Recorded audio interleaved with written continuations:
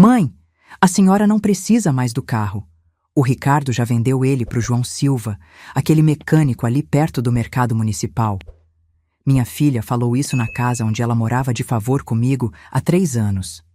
Por um segundo, achei que tinha ouvido errado. Vendeu o quê? Perguntei tentando controlar o tremor na voz. O carro, mãe. É perigoso a senhora dirigir nessa idade.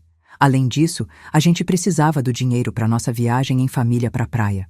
Meu carro, comprado com 6 meses da minha aposentadoria, tinha virado moeda de troca para bancar férias, das quais eu nem sequer fui convidada. E o dinheiro? Insisti, olhando nos olhos da Juliana. Já usamos, mãe.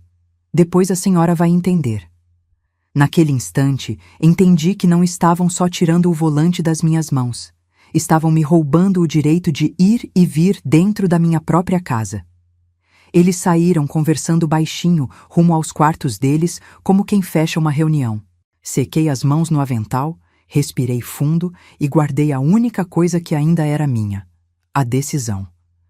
Porque o que a Juliana e o Ricardo não sabiam é que em 15 dias, quando voltassem daquela viagem paga com o meu dinheiro, não teriam mais casa para voltar.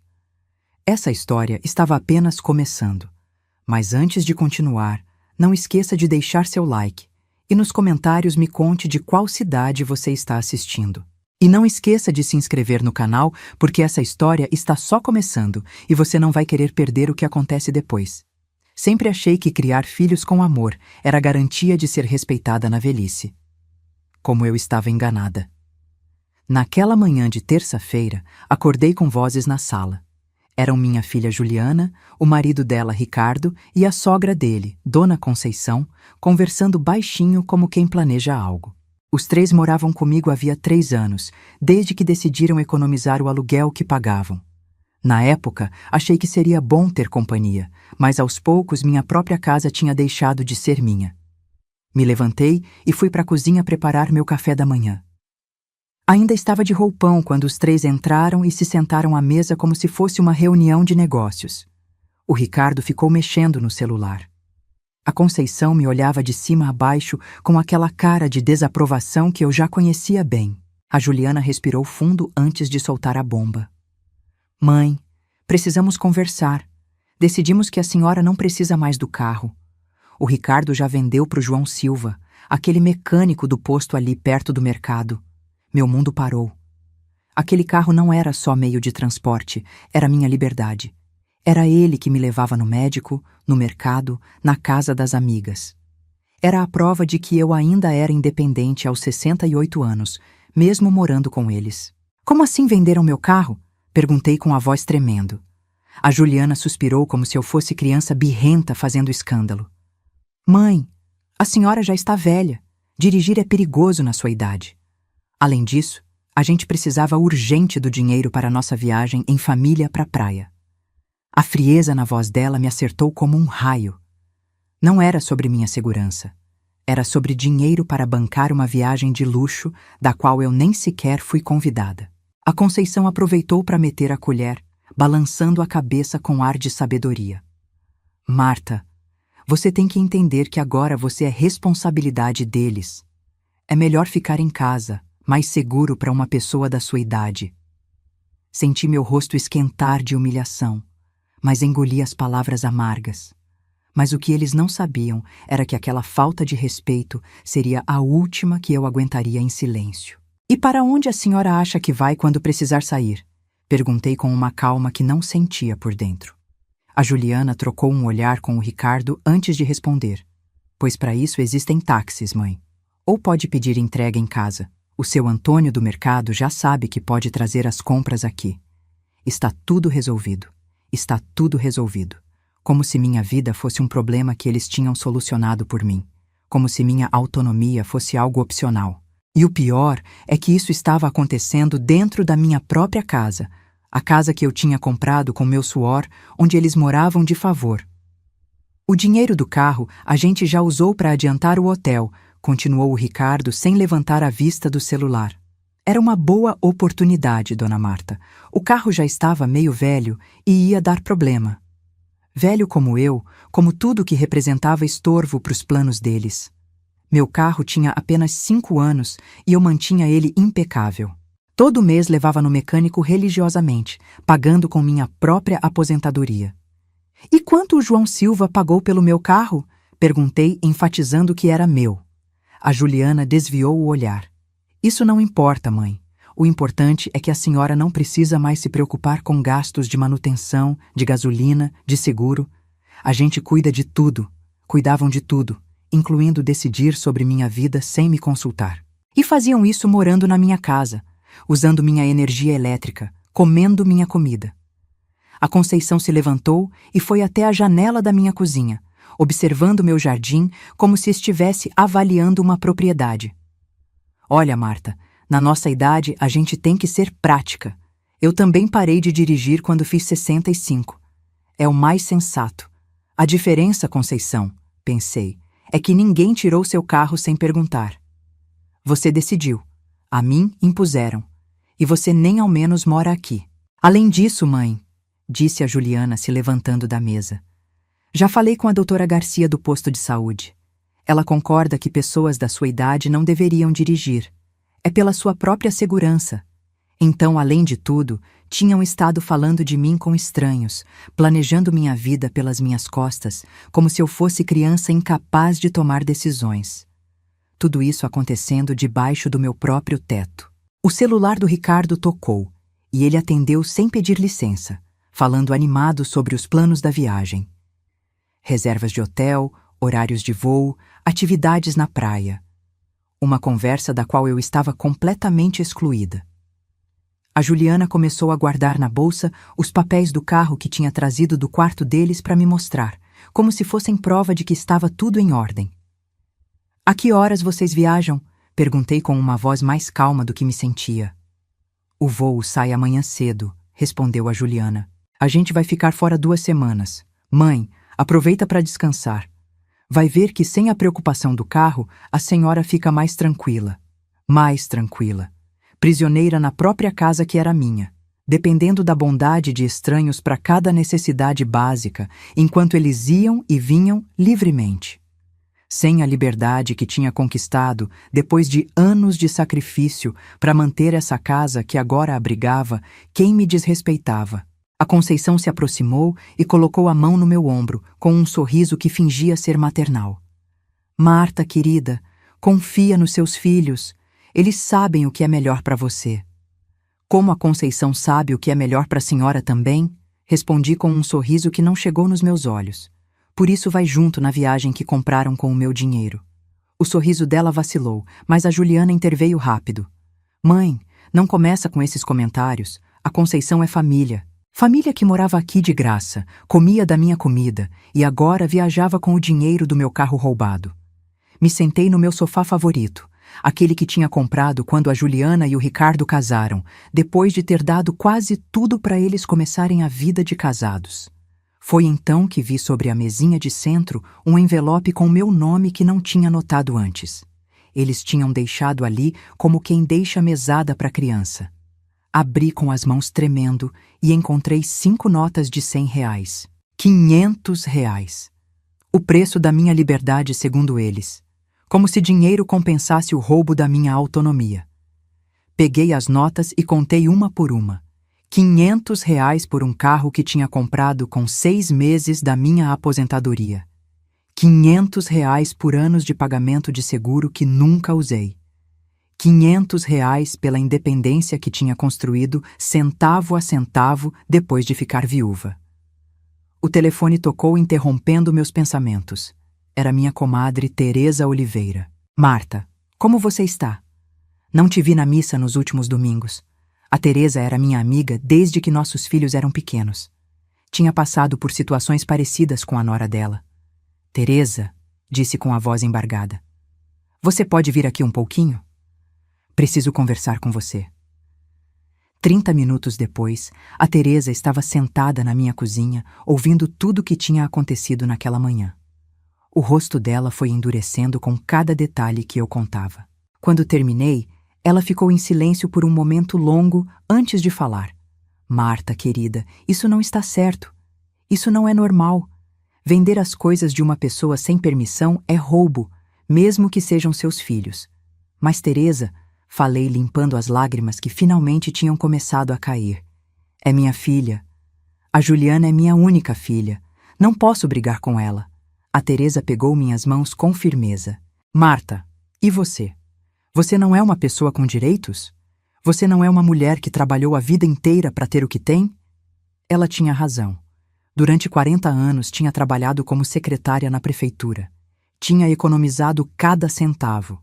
Tinha feito sacrifícios enormes para dar para Juliana tudo o que ela precisava. Tinha pagado os estudos dela, o casamento, tinha ajudado com a entrada da casa. E esse era meu pagamento. Sabe o que eu acho, Marta? Continuou a Teresa. Acho que eles contavam que você ia ficar calada, que ia aceitar tudo sem reclamar, como sempre fez. Mas eu te conheço há 30 anos e sei que a Marta que conheci não se deixava pisar assim. A Teresa tinha razão. A Marta que tinha criado a Juliana sozinha, depois que o pai dela nos abandonou quando ela tinha 12 anos, essa Marta não teria ficado calada.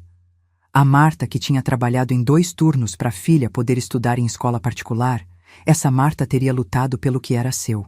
Mas, Teresa, o que eu posso fazer? Já venderam o carro, o dinheiro já gastaram.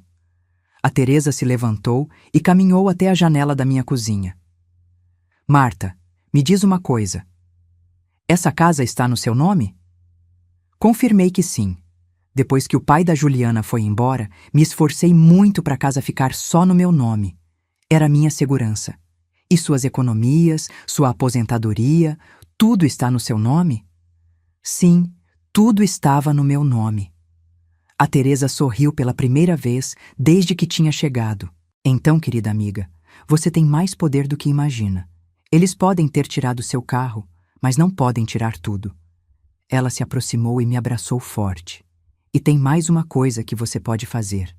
Pode mostrar para eles que a mãe que se aproveitaram não existe mais. Aquela tarde, depois que a Teresa foi embora, fiquei sentada no meu jardim, pensando nas palavras dela. O jardim que tinha plantado e cuidado sozinha. As roseiras que floresciam porque eu regava religiosamente toda manhã. As primaveras que tinham crescido até o muro porque tinha dado o cuidado que precisavam. Tudo ao meu redor era fruto do meu trabalho, do meu esforço, da minha dedicação. Essa casa, esse jardim, esses móveis que tinha comprado um por um ao longo dos anos.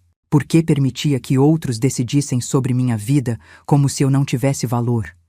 Aquela noite, enquanto a Juliana e o Ricardo festejavam em algum restaurante caro, preparando a viagem de prazer com o dinheiro do meu carro, me sentei para fazer uma lista. Uma lista de todas as vezes que tinha cedido, que tinha permitido que minha opinião não contasse, que tinha aceitado ser tratada como um móvel da casa. A lista foi mais longa do que esperava.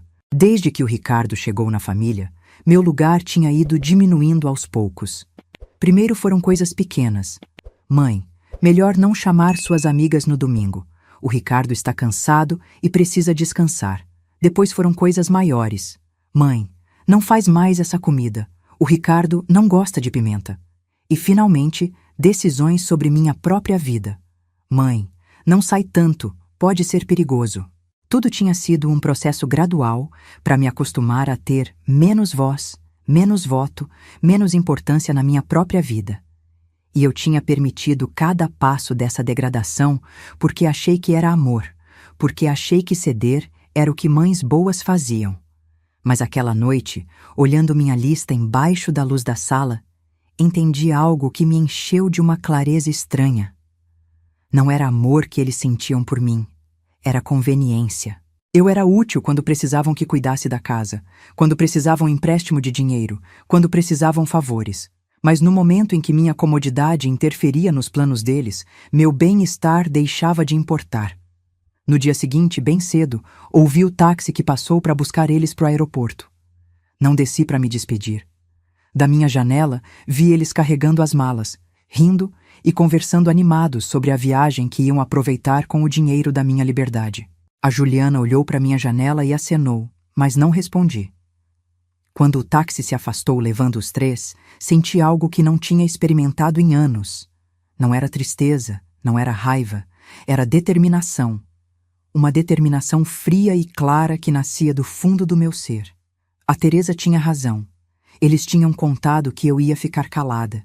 Tinham contado que ia aceitar tudo sem protestar. Mas se enganaram. A Marta que eles achavam conhecer, a Marta submissa e complacente, tinha morrido naquela manhã quando venderam meu carro sem me perguntar. A Marta que acordou era diferente. Era uma mulher que não tinha mais nada a perder porque já tinham tirado o mais importante, o respeito. Me vesti com minha melhor roupa e chamei um táxi. Tinha muitas coisas para fazer e 15 dias para fazer elas. 15 dias enquanto eles aproveitavam meu dinheiro para mostrar que a mãe que tinham subestimado não existia mais. E quando voltassem da viagem de prazer, iam se encontrar com uma Marta completamente nova. Uma Marta que tinha recuperado o controle da própria vida. Enquanto esperava o táxi, peguei os R$ 500 que tinham deixado sobre a mesa e guardei na bolsa. Seria o último dinheiro que aceitaria deles, porque ia mostrar que Marta Silva não precisava da caridade condescendente deles para viver com dignidade. O táxi me deixou no centro de Belo Horizonte e pela primeira vez em anos me senti estranha caminhando pelas ruas que conhecia de memória. Tudo parecia diferente quando você tinha que depender de outros para chegar nos lugares que antes visitava com total liberdade. Cada passo me lembrava do que tinha perdido, mas também me enchia de uma determinação que crescia a cada quarteirão. Minha primeira parada foi no banco. Precisava saber exatamente quanto dinheiro tinha disponível e quais eram minhas opções. Durante todos esses anos trabalhando e economizando, nunca tinha pensado em usar meus recursos como arma, mas as circunstâncias tinham mudado. A moça que me atendeu, Carla, foi muito simpática e me explicou direitinho o estado das minhas contas. Dona Marta, vejo que a senhora tem uma poupança bem saudável, ela disse, olhando na tela do computador. Também tem um certificado de depósito que vence mês que vem. Os números que ela mostrou me surpreenderam. Durante anos, tinha depositado religiosamente uma parte da minha aposentadoria e, com os juros acumulados, tinha mais dinheiro do que lembrava. Carla, perguntei, se eu quisesse fazer algumas mudanças importantes na minha vida, esse dinheiro seria suficiente? Ela sorriu com compreensão. Dona Marta, com essa quantia a senhora poderia viver confortavelmente durante muitos anos, principalmente se tomar decisões inteligentes. Saí do banco com uma cópia dos meus extratos e uma sensação de poder que não tinha experimentado em muito tempo. Caminhei até o escritório do Dr. Paulo Santos, um advogado que tinha conhecido anos atrás quando tive que fazer uns trâmites depois da morte do meu marido. A secretária me reconheceu na hora. Dona Marta, que prazer vê-la. O doutor pode atendê-la em alguns minutos. Quando entrei no escritório dele, o Paulo se levantou com um sorriso genuíno. Marta, como a senhora está? Em que posso ajudar? Contei tudo o que tinha acontecido, desde a venda do carro até os comentários sobre minha idade e minha suposta incapacidade para tomar decisões. A expressão dele foi endurecendo enquanto escutava meu relato. Marta, o que a senhora está me contando é muito sério, ele disse quando terminei. Vender a propriedade de outra pessoa sem consentimento é crime, não importa a relação familiar. Pegou umas anotações enquanto falava. Mas antes de tomar qualquer ação legal, preciso saber o que a senhora realmente quer fazer. Era uma pergunta que vinha me fazendo desde ontem. O que queria realmente? Queria castigar a Juliana? Queria recuperar meu carro? Queria que pedissem perdão? Enquanto refletia, percebi que o que realmente queria era minha dignidade de volta. Queria que entendessem que Marta Silva não era uma mulher indefesa que podiam manipular como bem entendessem. Paulo, disse finalmente, quero me proteger. Quero ter certeza que nunca mais vão poder tomar decisões sobre minha vida sem me consultar. E quero que quando voltarem da viagem encontrem uma realidade bem diferente da que esperam. O Paulo assentiu compreensivo. Entendo perfeitamente. Vamos preparar alguns documentos que protejam seus bens e sua autonomia. Também vou te dar o contato de um investigador particular que pode nos ajudar a recuperar informações sobre a venda do carro. Me entregou um cartão, Fernando Costa. É muito discreto e muito eficaz. Saí do escritório do advogado com uma pasta cheia de documentos e um plano claro na mente. Minha próxima parada seria com o tal Fernando Costa. Era um homem de uns 50 anos, com uma presença tranquila, mas firme, que me inspirou confiança imediatamente. Dona Marta, ele disse depois de ouvir minha história, casos como o da senhora são mais comuns do que imagina. Filhos adultos que tomam controle gradual da vida dos pais, até estes se sentirem prisioneiros na própria existência. As palavras dele descreviam exatamente o que eu tinha vivendo. O que precisamos fazer, continuou o Fernando, é devolver o controle total sobre sua vida. E isso significa que a senhora tem que tomar algumas decisões importantes. Ele me explicou diferentes opções. Podia ficar na minha casa e estabelecer limites bem claros, ou podia considerar uma mudança completa de ambiente. O senhor acha que uma mulher da minha idade pode começar de novo em outro lugar? Perguntei. A resposta dele me surpreendeu. Dona Marta, a senhora tem 68 anos, não 98. Está em perfeitas condições físicas e mentais. Tem recursos financeiros. Por que não poderia começar de novo? Aquela pergunta me acompanhou durante todo o caminho de volta para casa. Por que não poderia começar de novo? Durante anos, a Juliana e o Ricardo tinham me convencido que minha idade era uma limitação, que precisava de proteção, que devia me conformar com menos liberdade pela minha própria segurança. Mas isso era verdade ou era só uma forma de me controlar?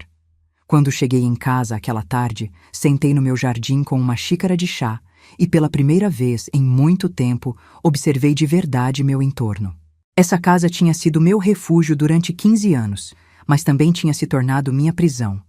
Cada canto me lembrava das concessões que tinha feito, das vezes que cedi meu espaço para manter a paz familiar. O quarto, que era meu escritório, virou quarto para o Ricardo quando ele precisou de um espaço para trabalhar em casa. A sala onde antes recebia minhas amigas para os encontros de bordado agora estava arrumada segundo o gosto da Juliana, porque mãe precisa modernizar um pouco a decoração. Até minha cozinha tinha mudado para acomodar os gostos culinários do Ricardo. Aquela noite, enquanto jantava sozinha no meu cômodo, o telefone tocou.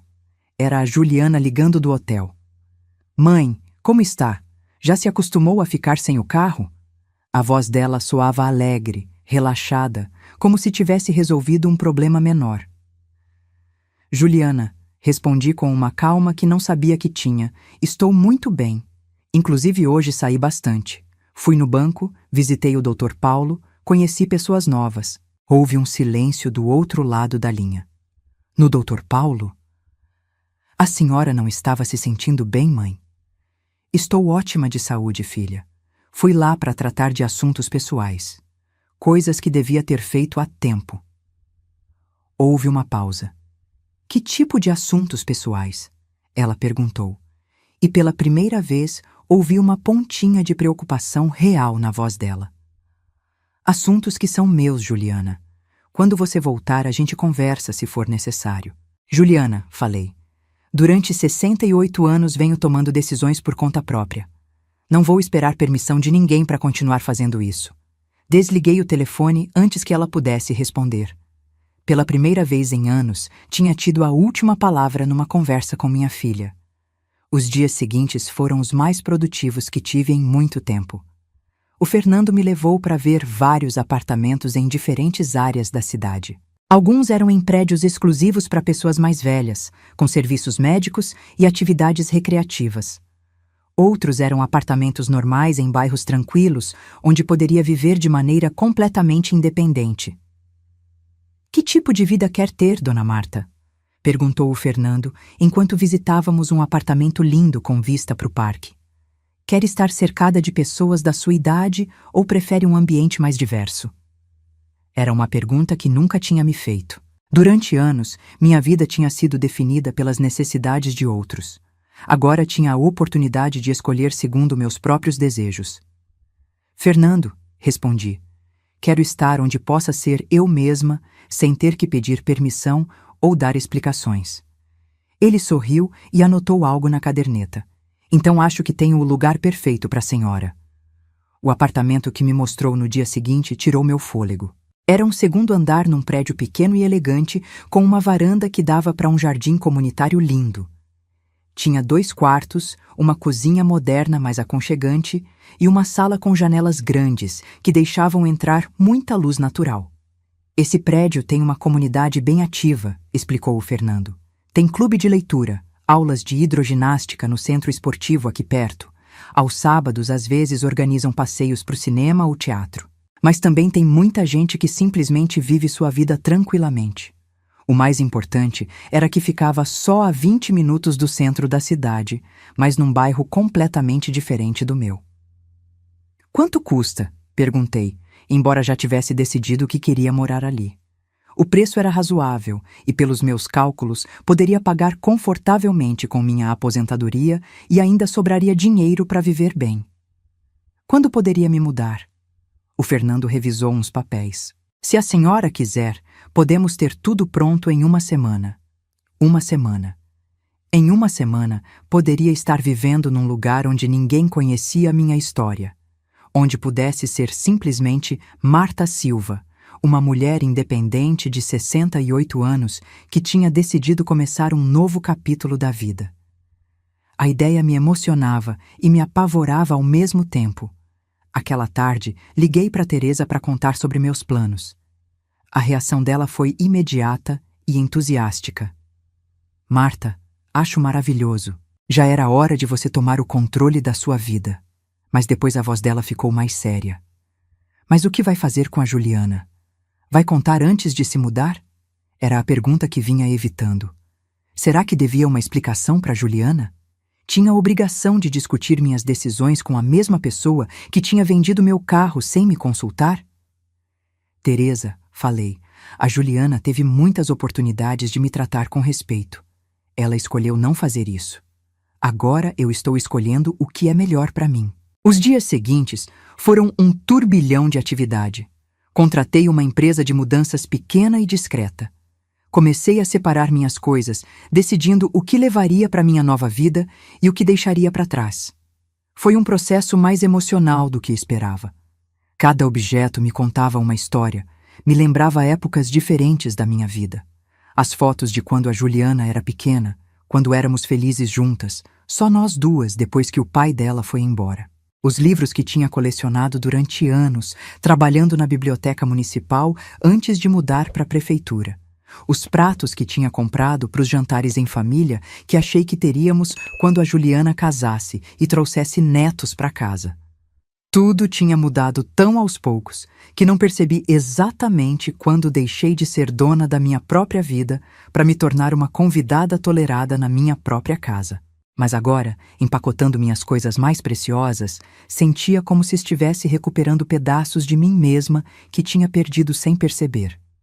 O Dr. Paulo me ajudou a preparar todos os documentos legais necessários. Uma procuração que deixava bem claro que eu mantinha controle total sobre meus bens. Um documento estabelecendo minha competência mental e meu direito de tomar decisões sobre minha própria vida. E uma carta legal dirigida para Juliana explicando as consequências de vender propriedade alheia sem autorização. Marta, me disse o Paulo quando assinei os últimos papéis, a senhora está fazendo certo. Durante tempo demais, permitiu que outros tomassem decisões por você. É hora de recuperar sua autonomia. As palavras dele me encheram de uma confiança que não sentia há anos. 2 dias antes da mudança, recebi outra ligação da Juliana.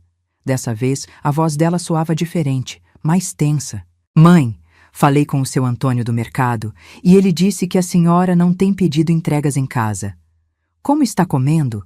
Como está saindo para fazer as coisas? Juliana, respondi. Tenho saído perfeitamente bem. Os táxis funcionam muito bem e conheci pessoas muito simpáticas que me ajudaram quando precisei. Não era mentira. O Fernando tinha me apresentado a vários dos meus futuros vizinhos e todos tinham sido incrivelmente acolhedores. Mas, mãe, a senhora não conhece essas pessoas. Elas podem se aproveitar da senhora. A ironia das palavras dela teria me feito rir se não fosse tão triste. Minha própria filha, que tinha se aproveitado da minha generosidade durante anos, me alertando sobre estranhos que tinham me tratado com mais respeito em 1 semana do que ela em meses. Juliana, falei, já sou mulher adulta há muito tempo. Sei me cuidar sozinha. Houve um silêncio longo do outro lado da linha. Mãe, a senhora está chateada comigo? Sua voz parece diferente. Era a primeira vez em muito tempo que ela parecia preocupada com meus sentimentos ao invés da conveniência dela. Não estou chateada, filha, respondi honestamente. Estou decepcionada, mas isso é algo que podemos conversar quando você voltar. Desliguei o telefone e continuei empacotando. Faltavam só 2 dias. À noite antes da mudança, sentei na minha sala pela última vez como dona daquela casa. Tudo estava exatamente igual a quando a Juliana e o Ricardo tinham ido embora. Mas eu era completamente diferente. Em uma semana, tinha recuperado um senso de propósito e autodeterminação que não sabia que tinha perdido. Amanhã começaria uma vida nova. Uma vida onde ninguém poderia vender minhas coisas sem permissão. Uma vida onde minhas opiniões importariam, porque seria a única pessoa tomando decisões sobre minha existência. Uma vida onde Marta Silva voltaria a ser protagonista da própria história, ao invés de personagem secundária na vida de outros. Mas tinha mais uma decisão importante para tomar. Uma decisão que vinha amadurecendo na minha cabeça desde aquela primeira conversa com o Fernando. Essa casa não era só minha. Era onde a Juliana e o Ricardo moravam também. Eles tinham se mudado para cá 3 anos atrás dizendo que era para me fazer companhia. Mas na verdade foi para economizar o aluguel que pagavam. A casa estava no meu nome. Sempre esteve. E eu tinha todo o direito de fazer com ela o que quisesse. Peguei o telefone e liguei para o Fernando. Fernando, falei, além do apartamento para mim, quero que coloque essa casa à venda também. Quero vender ela o mais rápido possível. O silêncio do outro lado foi breve. Dona Marta, a senhora tem certeza? Isso vai deixar sua filha e seu genro sem lugar para morar. Tenho absoluta certeza, respondi. Eles venderam minha liberdade sem me consultar. Agora vou vender a casa onde eles moram, também sem consultar. A diferença é que essa casa é minha de verdade. Fernando, sempre profissional, apenas disse: entendido, vou providenciar a documentação amanhã mesmo. Com o mercado aquecido, acredito que conseguimos vender em menos de 2 semanas. Perfeito, falei. Assim, quando voltarem da viagem, já terão a surpresa completa. Desliguei o telefone e, pela primeira vez em dias, sorri de verdade. Não era um sorriso de vingança, mas de justiça, de recuperação da dignidade. A Juliana e o Ricardo iam aprender que respeito não é opcional e que Marta Silva não era a velhinha indefesa que eles achavam que podiam manipular.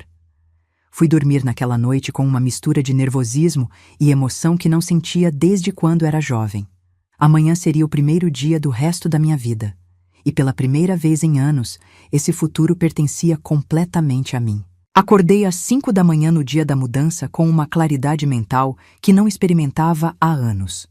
Não era nervosismo que sentia, mas uma determinação profunda que nascia do fundo do meu ser.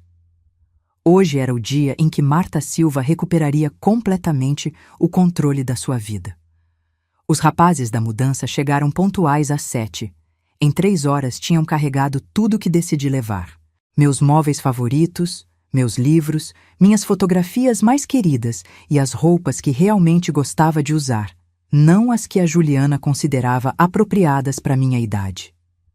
Antes de sair da casa, deixei sobre a mesa da sala um envelope com meu nome escrito na letra caprichada que tinha aperfeiçoado durante meus anos trabalhando na prefeitura. Dentro estava a carta que tinha escrito e reescrito várias vezes até expressar exatamente o que queria dizer. Juliana e Ricardo, começava a carta. Quando vocês decidiram vender meu carro sem me consultar, tomaram uma decisão sobre minha vida sem meu consentimento. Hoje eu tomei algumas decisões sobre minha própria vida também sem consultar vocês. A diferença é que minhas decisões só afetam minha própria existência. Continuei explicando que tinha me mudado para um lugar onde poderia viver com a dignidade e o respeito que merecia, e que também tinha colocado a casa à venda. Sim, a casa onde vocês moram. Acharam que podiam vender minha liberdade por R$ 500 e umas férias na praia?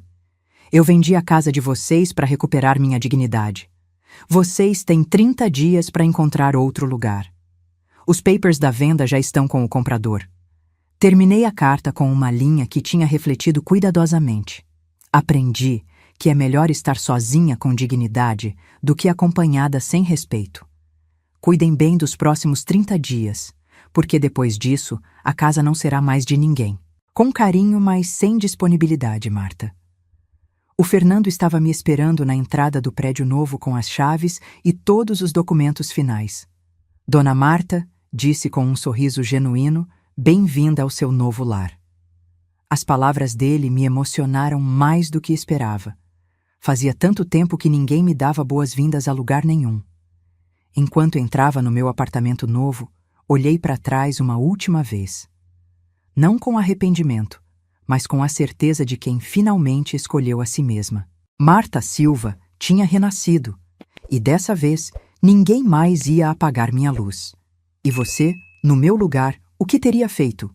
Conta aqui nos comentários. E não deixa de assistir o próximo vídeo que está aparecendo na tela agora, porque traz uma reviravolta ainda mais emocionante. Até a próxima!